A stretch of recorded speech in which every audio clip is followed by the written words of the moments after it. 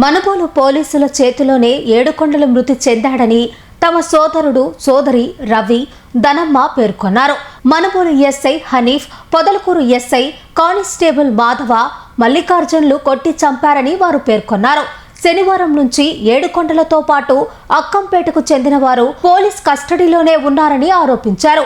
ఏడుకొండల మృతిపై న్యాయ విచారణ జరిపించాలని వారు కోరారు. నా తమ్ముడిని లేపి మళ్ళా తీసుకొచ్చి 3 గంటలప్పుడు స్టేషన్లో చెప్పి 3 గంటల నుంచి అడగ తీసుకోపోయారు. మాకు తెలవదు. 6 గంటలకు తీసుకొచ్చి హాస్పిటల్లో చేర్చారు నా తమ్ముడిని. అప్పుడు నాకు ఫోన్ చేశారు, నాయన 5 రోజుల నుంచి నా తమ్ముడిని మాకు ఒక్క మాట అయినా చెప్పకుండా మేము జైలుకి పంపిస్తారనుకున్నాము. జైలుకి పంపించకుండా నాయన మాకు నిన్న ఫోన్ చేశారు. నాయన చచ్చిపోయిన తర్వాత ఫోన్ చేసి పెద్ద హాస్పిటల్లో ఉన్నాడమ్మా మీ తమ్ముడు అన్నాడు. వాడికి పెద్ద హాస్పిటల్లో చేర్చే అధికారం ఎవరు ఇచ్చారు? వాడు పోలీసుడు అయితే అవ్వచ్చు, వాడు సొంత కారులో తీసుకొచ్చే అధికారం ఎవరు ఇచ్చారు? నా తమ్ముడిని ఆ పని చేసే అధికారం ఎవరు ఇచ్చారు? మధ్యలో కారు ఆపుకొని నా తమ్ముడు దెబ్బలకు తప్పించుకోలేక పరుగులు తాగుతా ఉంటే లాగి లాగి చేసుకుంటారు. నా తమ్ముడు ఎట్టెట్టాలని ఉంటాడు నాయన. నా తమ్ముడు ఎట్టెట్ట బాధపడి ఉంటాడు నా తమ్ముడు.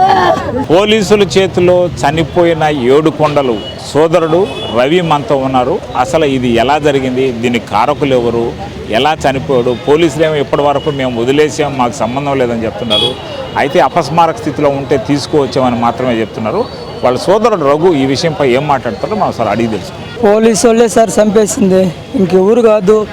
పోలీసు వాళ్ళే శనివారం రోజు తీసుకోపోయారు, పోలీస్ స్టేషన్లో పెట్టారు. తీసుకోపోయిన తర్వాత మాకు ఇన్ఫర్మేషన్, మాకు చనిపోయిన దాకా మాకు చెప్పలేదు. 5 రోజులు చిత్రహింసలు పెట్టి చంపేశారు. మనుబోలు ఎస్ఐ, పొదలకూరు ఎస్ఐ, ఆ నుంచి మా మనుబోలు కానిస్టేబుల్ మాధవ కారులోనే తీసుకోపోయి ఎక్కడికో తీసుకుపోయి మధ్యలో కొట్టి చంపేసి తర్వాత ఆ కారులోనే 3 గంటలప్పుడు ఆడికి పోలీస్ స్టేషన్కి తీసుకొని వస్తే అప్పటికే శ్రూదపోనాడు. ఆ మాధవ్ అనే అతనే జగ్గుతో నీళ్లు చల్లితే అప్పటికే శ్రూదపోనాడు. ఆమెను మళ్ళీ పోలీస్ ఏడక్కడ ఆ మాధవ్ అనే కారులోనే 7 పెద్ద హాస్పిటల్కి తీసుకొచ్చారు. ఏడకి వచ్చిన తర్వాత చచ్చిపోయాడు అని వాళ్ళకి అర్థమైన తర్వాత అప్పుడు నాకు ఫోన్ చేశారు. ఎస్ఐ ఫోన్ చేసి మీ అన్న చనిపోయాడు, ఈ పలానా దగ్గర ఉన్నాడు, వచ్చి సంతకం పెట్టాను. మా అన్న మీ దగ్గరే ఉన్నాడు కదా, ఎందుకు చనిపోయాడు నేను అడిగితే ఫోన్ కట్ చేసేసాడు. పోలీసు వాళ్ళు కొట్టి చంపేశారు సార్ మా అన్నని. వాళ్ళు ఏమంటారంటే మీ ఓడే ఏదో విషయం తీసుకున్నాడు, మాకు తెలియదు. విషయం అయితే తాగలేదు, ఎటువంటి విషయం తాగేవాడు కాదు మా అన్న. విషయం తీసుకోలేదు. ఒళ్ళంతా దెబ్బలు తరిం బుడతగా ప్యాంట్ అంతా బుడత తరిం కుట్టున్నారు. ఒళ్ళంతా దెబ్బలేను. పోలీసు అనే మాధవ్ అతను కారులోనే మొత్తం జరుగుండేది.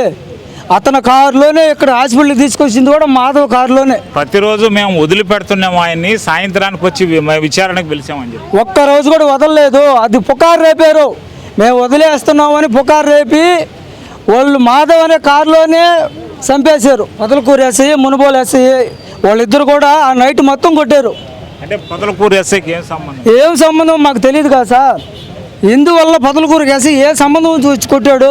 కొట్టిన వాళ్ళు కూడా మా వాళ్ళు చూస్తున్నారు, మా వాళ్ళు కూడా చెప్తారు. ఇది ఏడుకొండల సోదరుడు రవి చెప్తున్న విషయం. మా సోదరుడైతే ముమ్మాటికి కానిస్టేబుల్ మాధవ చేతిలో మృతి చెందారు. ఆయన కారులోనే మృతి జరిగింది. పొదలకూరు ఎస్ఐ ట్రాన్స్ఫర్ అయినా వచ్చి మనుబోలు పోలీస్ స్టేషన్కి వచ్చి మనుబోలు పోలీస్ స్టేషన్లో బాధితుడు ఏడుకొండలపై దాడి చేశాడని ఆయన సోదరుడు ఆరోపిస్తున్నారు.